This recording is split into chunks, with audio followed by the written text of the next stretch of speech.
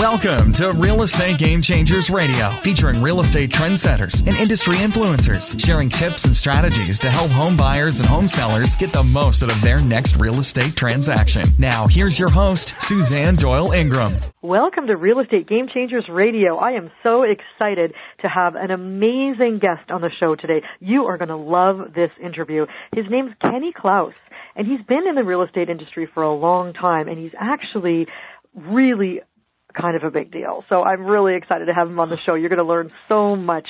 He actually, he worked really, really hard and has now grown his team so much that they're in the top 120 out of all real estate teams in the United States.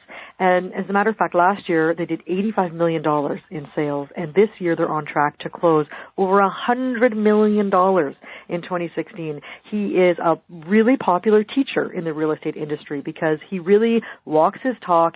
He works really hard. He's spoken to thousands of students and agents and brokers at Keller Williams Realtors at their national events, and he is just a fantastic guy to learn from. And so I'm really, really happy to have you. Welcome to the show, Kenny. Well, hey, thank you very much. I appreciate the opportunity to meet a few people, share, and continue to try to help raise the professionalism in our industry and truly add value to our industry. That's what protects us from being taken out of it by the internet or other things. Is really that big value add that we give back to our clients and to our communities. Absolutely, yes. So tell me, when did you get started in real estate, and why did you start in real estate? I'm in my 17th year now, which when I hear you say long time, for me it still seems somewhat new to me to think 17 years later. It flew by, but I was the FedEx guy for 13 years and really enjoyed that, learned a lot of corporate structure, learned a lot of systems in that, but in my 20s just going, well, I know if I do this, I'll make this, and if I do this, no matter how hard I work, there's a ceiling on what I can do. Right. And then going up the corporate ladder really, in some cases, made you less because now you're not on overtime and things. Anyway, so and then just longevity. It's hard work out there, and I enjoy hard work, but lifting boxes and doing that for the rest of my life just didn't sound as appealing. So I tried a couple things, and then I had someone show me a commission check for $5,400 that they had earned, and I went, "Holy God, never seen anything like that." Yeah. Checks were $500-$600 or whatever, and so, and he said, "I think you could really be good at that." And so that's kind of how the journey started. Started going to school, and I actually did real estate part time for 4 years. And I say part time, I was really probably full time, but still working at FedEx part time, and then went really part time just to keep the benefits. So it was a transition. I mean, I was scared, of course, commissions and family and all those things, health benefits and all of that. But just relentless. Our goal was to be debt free before I left real estate, before I left FedEx, and have $10,000 in the bank, and we got to about $30,000 and no debt, and that's when I decided I can take this risk. But it was a calculated risk. But I had already started at that point geographic farming in a neighborhood and started to see a return. So, I was already doing pretty well transactionally. It just, it took me a while to make that transition. Oh, that's fantastic. It's so true. And a couple of those points that you mentioned I want to touch on. One of them is the geographic farming. We're going to talk about that in a little bit. So hold on to your hat, everybody, because this is, Kenny is a teacher in geographic farming. But, one thing is that I think it's really important for people who are interested in a career in real estate to know that you got to have some money aside when you start, because you're going to be pounding the pavement and working really hard and not seeing the results right away because you don't get paid until you close a deal. Well, it's called a real estate business. If you look at it as a real estate job, then that's fine, and you can have a job. But we really teach on how to be a business owner, and being a business owner requires more than just good sales techniques.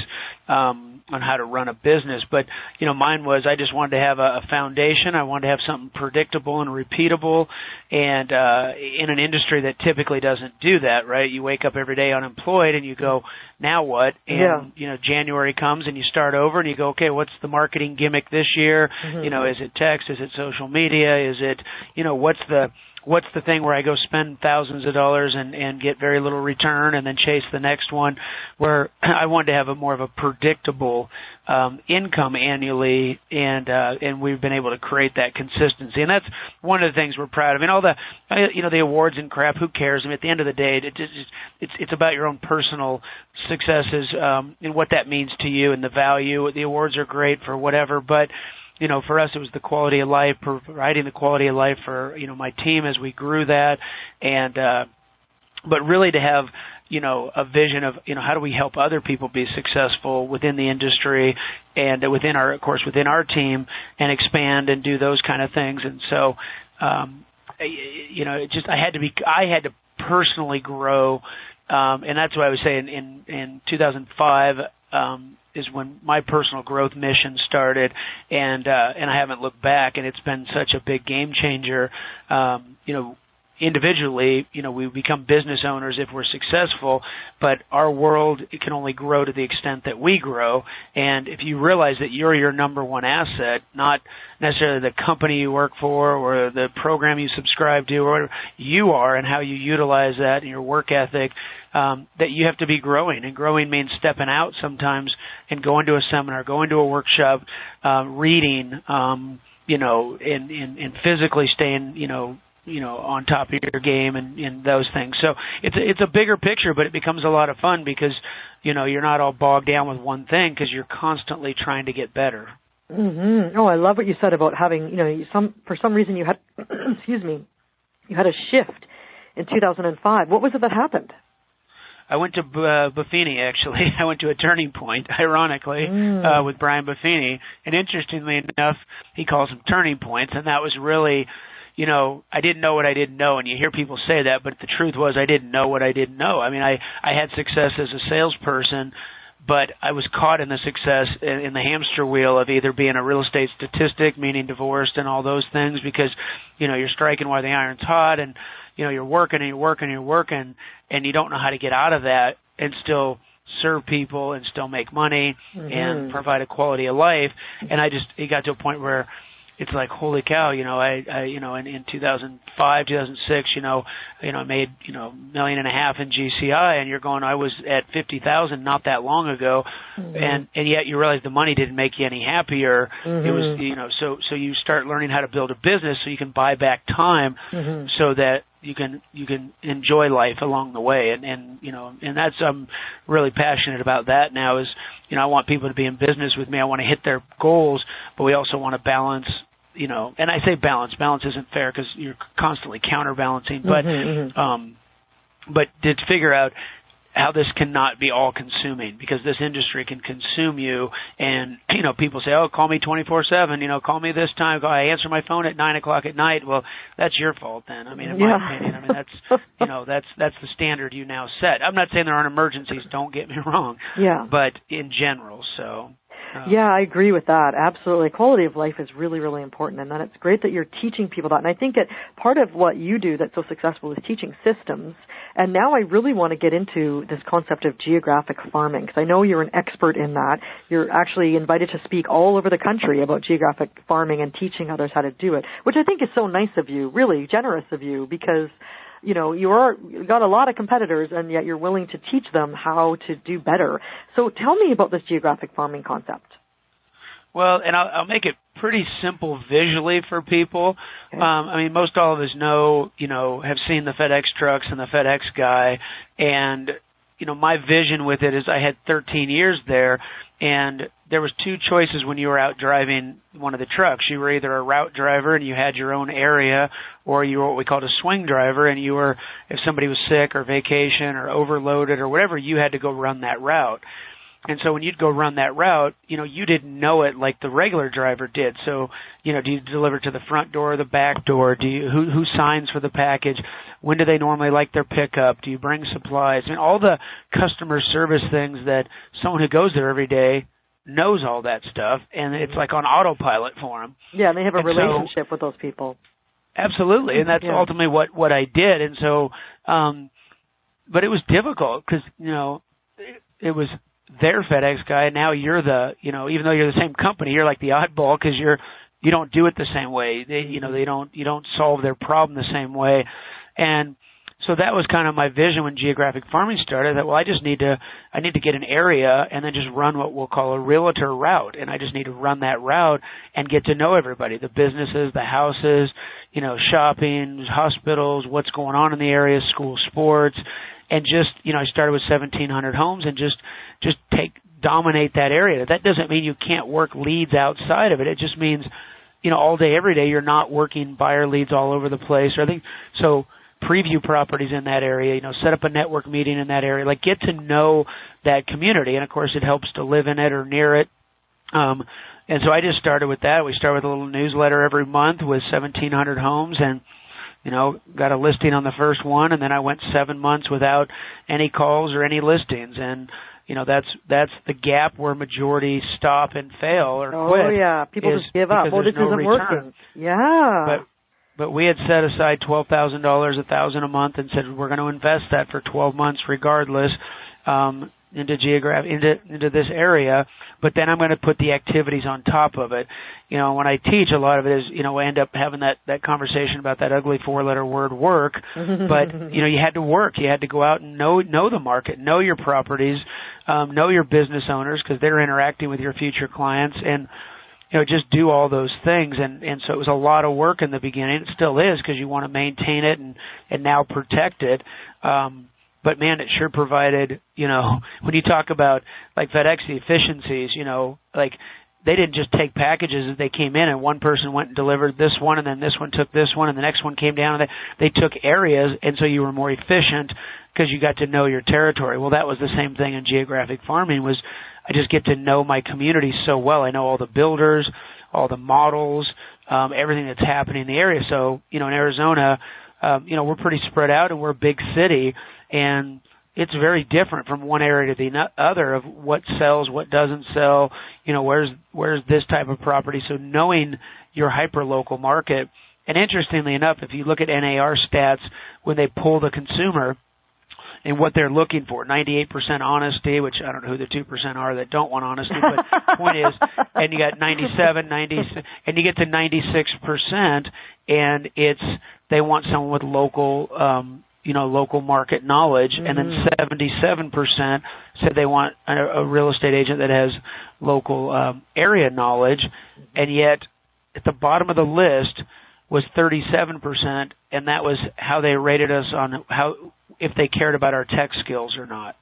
And yet so many agents spend time saying, well, I got this app and I got this. And at the end of the day, that's why I started, CLME.com, Certified Local Market Expert, was the consumer wants the local market expert. They want to know the guy, and not always. I mean, don't get me wrong. I mean, we don't have total market share, obviously, but they want to know in general, like, who's the guy that knows this area, who's or gal that, is familiar, that has a vested interest, who donates and sponsors and is involved in the community. Because if we know somewhere in the high 60s, 67, 68% of consumers only interview one real estate person, you've got to try to own that space. And then 17% interview two. So when you add those up, I mean, if you're not one or two, you're just out there. And so it's, to me, it was important to be in front of them every month so that when they made that decision, we own that space. Right, because you're top of mind. If Marge says to Henry, maybe we should think about selling our house. Who do we know? And they're like, oh, there's Kenny Klaus. His newsletter's right here on the counter, and we hear from him every week. And we also see him at events. And I know you also have the charity Klaus Team Cares, where you are really involved in your community. Can you tell me more about that? Well, and I'm with being with Keller Williams, and I'm fortunate to spend a lot of time with Gary, and we have KW Cares, and nationally we have it locally. And Gary was talking to us, and he's like, you guys should you should have your own locally. I mean, why not get some goodwill for the good things that you're doing, and now your charity's writing the check. And so far this year we've raised just over $12,000, and we've given out some of that to. We had a police officer get killed in the line of duty, and so we sent some to his family. And that's great. we've got a big teddy bear drive coming up. We're helping the school with a 3D printer that the students need in the engineering class, and so it's just people. We say it, we hear it, but I don't think we always listen to it. If you want to, you've got to give to receive, and I think it's such a cliche that people go, oh yeah, you got to give to receive, but do they really do that? And what we found is giving value to our communities, giving value to our clients, giving value to our cross-sale agents, giving value to our vendor partners. Man, it just comes back to you. And I have not been good at that, by the way, for the first 15 and a half years of my career, because I was transactional, not on purpose.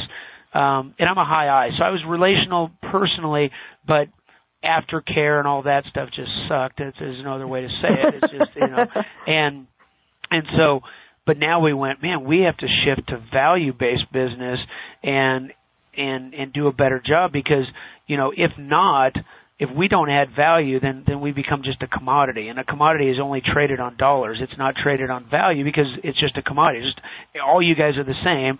Hell, I'll just pick someone off the internet, or I'll just do my transaction online, or whatever. Mm-hmm. If we add value and negotiate and home service, referrals and, negotiation on their behalf, and keep them updated on market trends, and, and help them buy investment properties, and, set up their family trust, or just whatever we can refer them to, we become a trusted advisor, and then there's value there. Right. The problem is most of us, we close the transaction and we're out for the hunt. We think like a hunter, where we want to think like a hunter and plan like a farmer. Like, we got to hunt, we got to have food with our meals. At the same time, we're trying to plan for the future. And, this year so far we're at, I think, 118 closings from our database. And, I plan on doubling that next year just by the events and the things we're doing. Mm-hmm. But what we realize is that geographic farming really was just a big database. If somebody moved into my farm, another agent sold them a house, they may, if they were lucky, get a Christmas card from that agent, and maybe a crappy email newsletter that they don't look at anyway. Yeah. With me, they're in my farm, they're getting at least 12 pieces of mail a year from me, not counting any just listed, just sold postcards, not counting all the signs around them in the open houses, the sponsorships, the Facebook ads, the 3 wrapped vehicles, the moving truck. Like they're seeing us, and it's because we're hyper local in that sense. We're not spread out all over.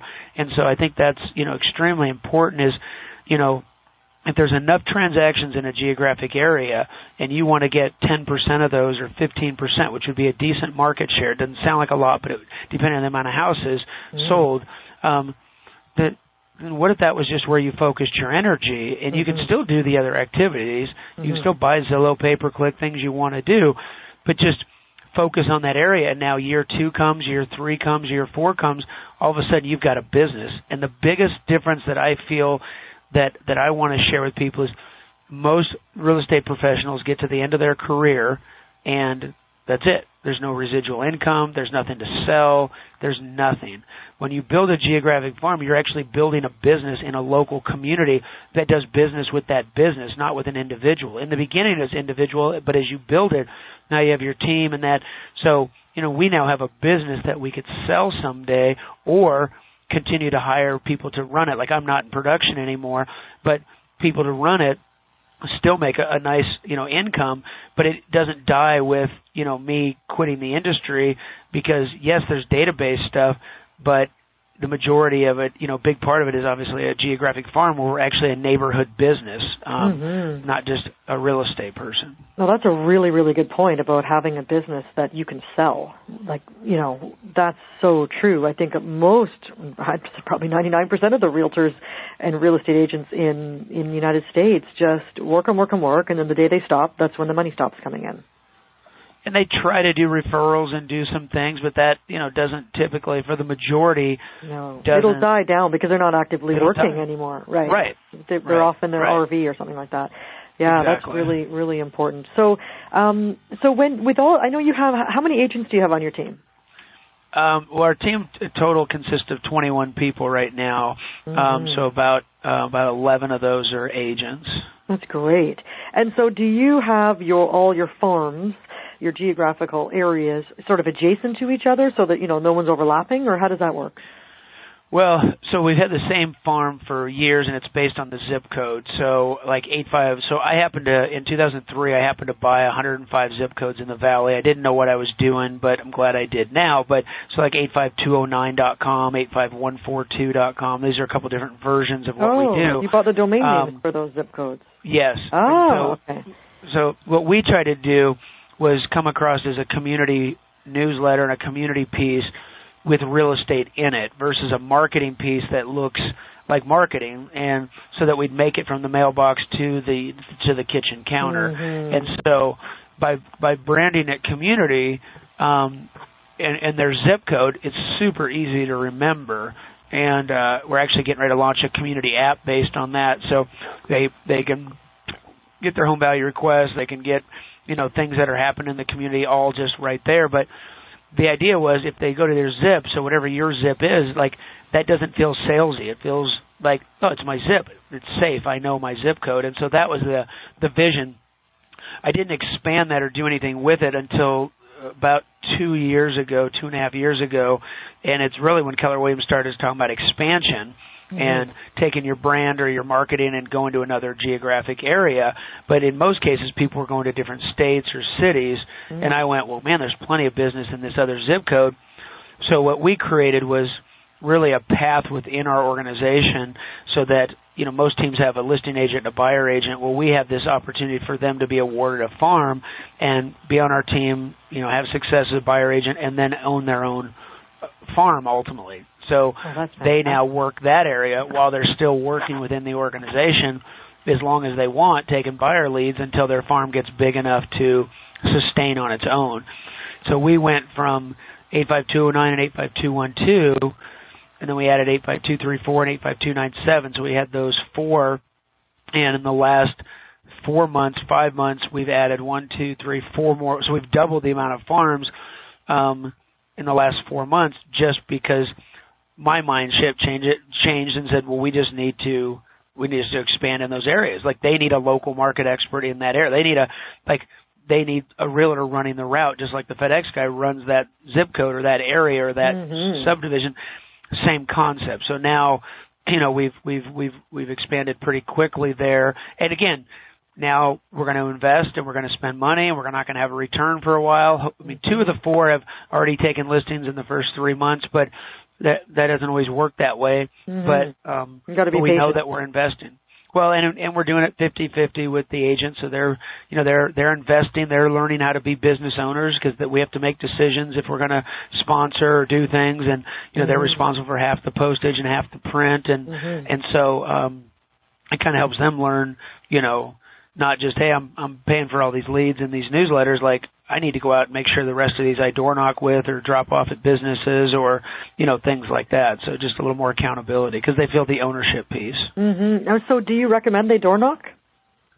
It's interesting. It's funny because it comes up a lot, like door knocking, prospecting. We've never been a prospecting-based business. We've never door knocked. And in the last 6 to 12 months, we've started to do more door knocking, my agents in the farm. I just never did it, so it's been a little harder for me to train because when you didn't do something, you're telling people to go do it. It's kind of like, but because they have their farms and they have leftover newsletters every month, I'm like, well, you just go door knock and say, hey, I wanted to make sure you got a copy of this month's newsletter. Do you have any questions? At least you're bringing them value, not hey, are you thinking of buying and selling, or do you know anyone in the area? It's a softer. It's a soft. Plus, everyone wears branded shirts that has our logo and That's great. Whatever. Whatever I'm trying to say. But in the shirt, so when they open the door, it looks professional. Here's the newsletter. It doesn't look scammy. And so far, that's been really well. Just to get just because you're kind of like running for mayor of the neighborhood. Right. That's what I think too. Yeah, they got to get to know you, and know who you are. Yeah, because if they just see you online or see your newsletter. They've got to be able to get to know you. And we started and we didn't execute real well, but we started a list of, got a minute, and we would just do a market update every once a month with whatever agent's running that route. And so it's just, hey, it's Kenny Klaus, just wanted to give you a quick update. The new Dairy Queen just opened at Crisman and Baseline. The hospital is under construction. They're expecting it to be, first quarter of next year. Mm-hmm. On the real estate side, we've seen an uptick in sales. Average days on markets went down about 5 days. We'll talk to you guys next month. In the meantime, if you need, any home services or home value, here's our number, and just make it quick, but this way they start to build that, like they get to know you type thing. Absolutely. And I think sometimes when agents get really successful and it's sort of like, ooh, this person, I've seen her sign everywhere and, her ads everywhere. I've got her newsletter. Maybe she's too busy for me. Like if they've never met the person in person, I think they'd be pretty impressed if she showed up at the doorstep one day. Be like, oh, it's right. You. Yep. Kind of cool. You become a celebrity in the neighborhood. It really does happen. Yeah, absolutely. Over time. Especially when they see you giving back to your community too. This event is sponsored by, Julie Smith or whatever. And I think that's really important because it's perception. So much of it is about perception, about this person being the little darling of the neighborhood. But I was going to say my mom was a realtor for 25 years and she was divorced. She was a single mom of 3 and she was like, I'm going to be successful at this no matter what. And she would do that. She would go knock on doors and to introduce herself, and she knew the neighborhood really, really well because she lived there. But she went to one of these razzle-dazzle sales seminars once, and they were showing this on the screen pictures of Corvettes and limousines and Hawaiian vacations. What do you want? And then they called her out, and she was like, oh, I want $100 to buy ski tickets for my children. She just was like, right. I'm not looking for a Lamborghini. I want to make a good living. And like what you're saying, work really hard and it will come. But I think it's definitely true for anybody, for any realtors that are listening that it takes time, definitely, but it's worth it. It does 100% of the time. Wouldn't you say it pays off if you keep at it? Well, if you're going to be in business in 2 or 3, 4, 5 years, mm-hmm. You're think of every marketing piece, there's residual left over and it builds on the other piece. But if you do it just listed, you sell a house, you do it just sold postcard, then you sell another house 3 miles away and you do it just sold postcard, there's no connection between the two and they just blow away in the wind. Mm-hmm. But when they see the just sold, then the newsletter, and then they see a moving truck, and then all of a sudden they see another just listed, it just sold, and then they go to the grocery store and there you are on the ad dividers, then they go to the high school game and you're being announced and there's a banner on the fence and you're in the program and all of a sudden it's like, geez, these guys are freaking everywhere. And that's the idea, but all our marketing dollars are focused on those areas. Like if someone wants me to sponsor something somewhere else, I just go, it's not in the budget this month because it doesn't work. And by the way, geographic farming is really, again, it's just like a big database. So this isn't just exclusive to real estate. I mean, if you're in the mortgage, if you're in the insurance, if you have a plumbing business, I mean, if you just kept branding in that area, when they think plumber, they go, oh, here's who you call. Mm-hmm. I mean, this isn't rocket science. This has been around before any of us, and that's what I like about the farming. And Gary Keller says, if he started over today, he would start by picking a neighborhood and geographic farming. Like that's because it stood the test of time. And but Facebook, right? You can create a Facebook group for your farm. You can create a Twitter account. You can create a Instagram account. You can still do all those things. If you call expireds in an area that your brand's there every month over month over month, is that an easier call to make, or is it more received? And then we'll get it and like, we should have just called you guys first. And so it just makes it a softer intro. It makes it an easier transition. But it's just a matter of laser focusing versus shotgunning. When Gary came out with the One Thing book, him and Jay, I read it and you were like, holy cow, like I didn't realize that's been my one thing all these years. In business, that was the one thing that never changed. Even when our market got decimated out here, we still sent out a newsletter. And, then we started teaching classes because, by the way, once you build an audience, we had Avoid Foreclosure, Know Your Options in 2008, 9, 10. And now our class is Road Back Home, how to get on the road back home. Well, now you have this trusted audience. So to put something in your newsletter and say, hey, come out to our little free workshop and, learn how to get on the road back home. And for coming out, you get $50 off your home inspection. You get a free appraisal if you use this lender, all these things. it's a lot easier because you already have the piece. So the newsletter never changes. All that changes is the content, but the consistency and the overall look. But you're just changing the message in there. Oh, absolutely. To whatever the market is. And also serving those people in the community on how they need to be served and what they need, what you can help them with. I think that's beautiful. That's a really, really great thing to be doing, because it's really, I think, from your heart, and it's not about, okay, let's figure out what we can do to get more listings. It's like, really and truly, let's help these people stay in their homes, Right. Help them avoid foreclosure. That's wonderful that you did that. That was a bad time. Great, because people needed a professional more then than they ever have, because there was so many, there was blood in the water, so the sharks were out, and it's just been an interesting time. But like I said, it's just given us that kind of consistent, predictable business, and then you start doing open houses in there, and people start to recognize that work, and it just everything starts to build, and it's not overnight, and that's the challenge with farming, is that everybody wants to buy some Zillow leads or do some things or pay-per-click or whatever. Mm-hmm. And that just didn't, we do some of that. We don't do any pay-per-click, but we do some of the Zillow stuff. I will tell you, though, with Zillow, look at where that is trending and look at what is happening.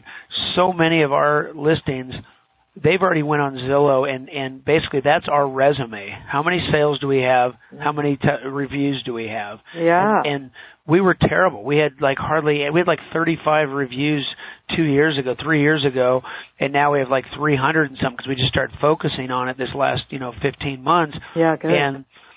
But what happens is, when they go to search that area or that zip code or that subdivision, if you've done 50 sales but they're all sprinkled all over, then you're number one at nothing. But if you have 10 sales in one area, all of a sudden you're the top person, and then you can market that. So the idea is, there's a book out there called Fascination. It's on branding, and it's interesting when you look at it. Everybody's trying to be the best or be better. Really, the thing that usually makes people the most money is that they do something different. They brand something different. Number one real estate agent, 85209. Nobody else can say that, so we could be number one in that category, and everybody wants to work with number one. But what's different? I don't mean corny. I don't mean corny different, which that works too for some people. But what's different? What are you doing different to? Well, I give great customer service. Okay, well, everybody says that. Me too. I have great communication. Yeah, me too. Everyone thinks they do, of course. And so it's like, what's different? And it's kind of like the Southwest Airlines, the 2 bags fly free. You really have to ask yourself, what's your 2 bags fly free? What do you do different that separates you from every other airline? Well, their bags fly free. Well, that's a huge separator for them. Yeah. And so I always, I challenge people. It's like, what's your 2 bags fly free? If you don't know the answer, it's okay. But neither does your customer then. And so you need to start thinking about it. Absolutely. And start drawing on that. Yes. So what would you say makes you a real estate game changer, since that's the name of our show here? Just put you on the spot. Well, just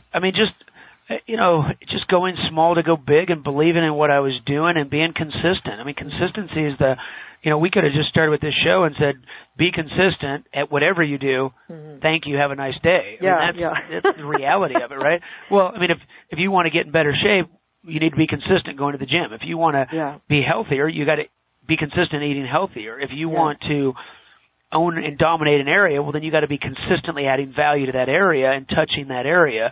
So, to me, it's interesting now because it's such a fundamental, basic thing.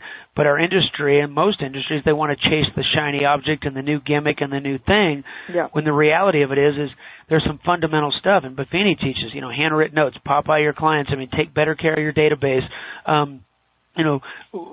In most agents, if you look, and if you look at NAR stats, the number one source of business is pass, repeat, referral business, and yet it's where we spend the least amount of focus and time. Most of us, we're out, trying to chase new business and invest in new gimmicks, and all I'm saying is it's not that hard.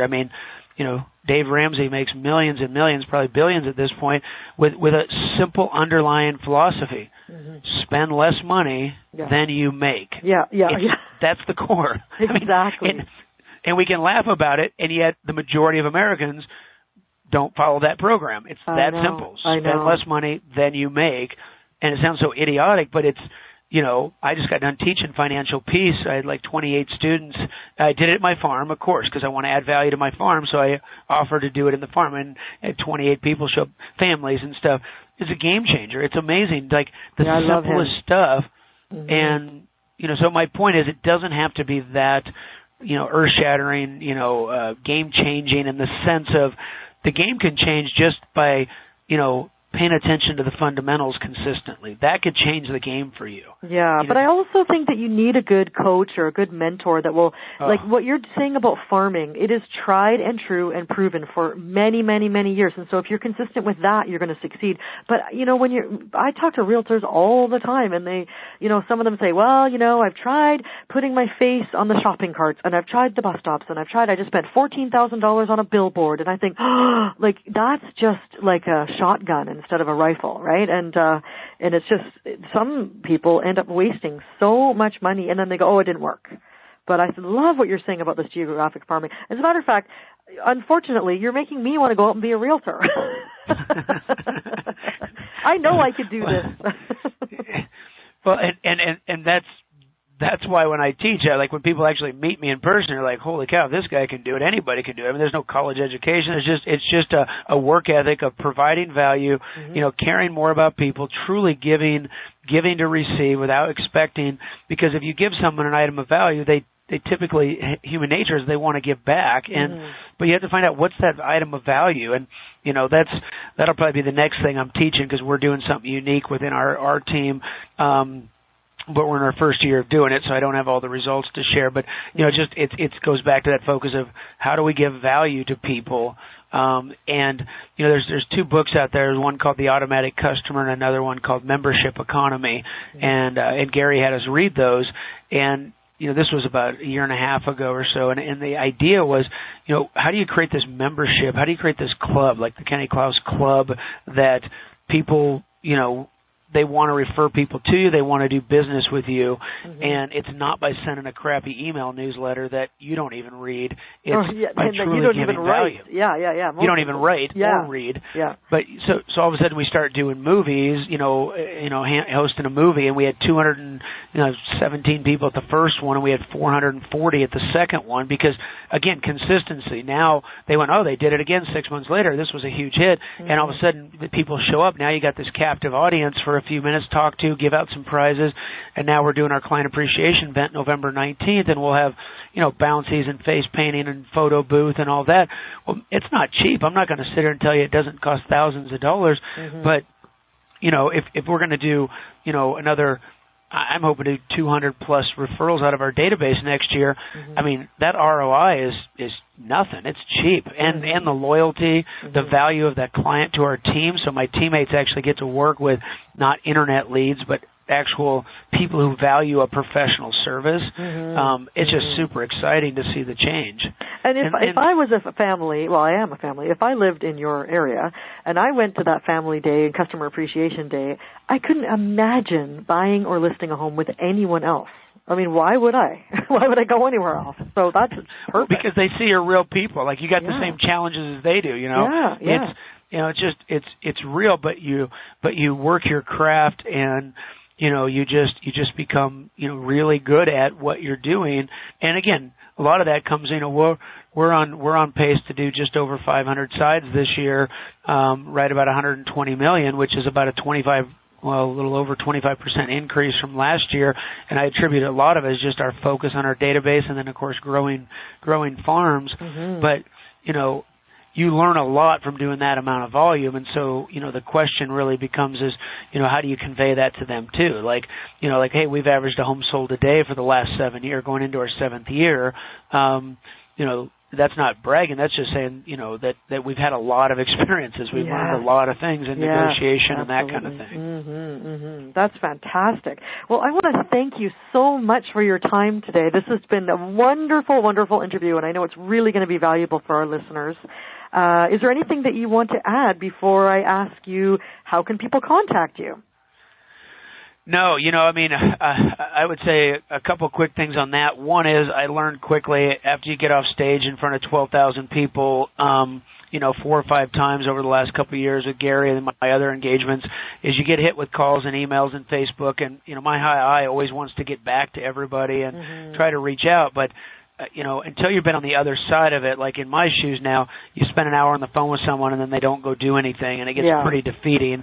So that's why one of the reasons we took and created CLME.com, which was, a place where we have 8 classes and we have all the videos and all the marketing ideas. We have samples of everything. Oh, perfect. And I really want people to go there. If you're real serious, go there and sign up and go through that stuff, and then ask me questions, because I'll know you're a member, and then it's like, well, now I know you've invested, you're committed to this, and we're actually building a new site with it, but it's still working right now, and I can give you, KK 150 takes $150 off, and this wasn't meant to be sales today. We didn't even talk about this. Yeah, I know, but that's great. But when you say how to get a hold of people, I just am so competitive. It's like, if you aren't willing to invest a little money and time into your growth and learning this, an hour on the phone isn't going to help you either. So I know I've been in the same position, and there's nothing more frustrating than when your hours are valued at a very, very high dollar amount, and you give them an hour, and it's like, I don't even, people want to go for coffee all the time with me. Let's go for coffee. I don't do coffee. No, sorry. I just don't do, I'm working, But, okay, so CLME stands for Certified Local Marketing Expert. Market Expert. CLME.com.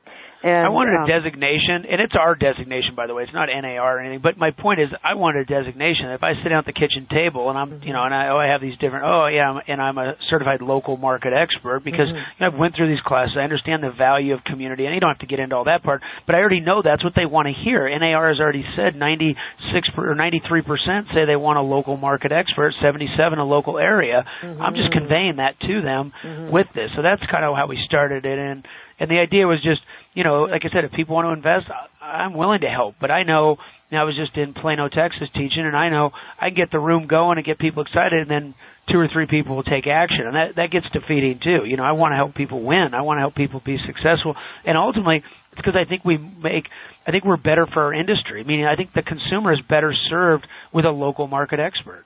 Absolutely. I absolutely agree, especially after listening to what you had to say today. I mean, everybody should jump on that and get going with it and be consistent. That's the number one thing, right?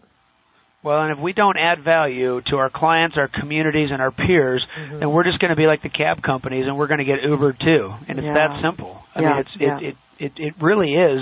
It could happen if we're not careful by truly adding value.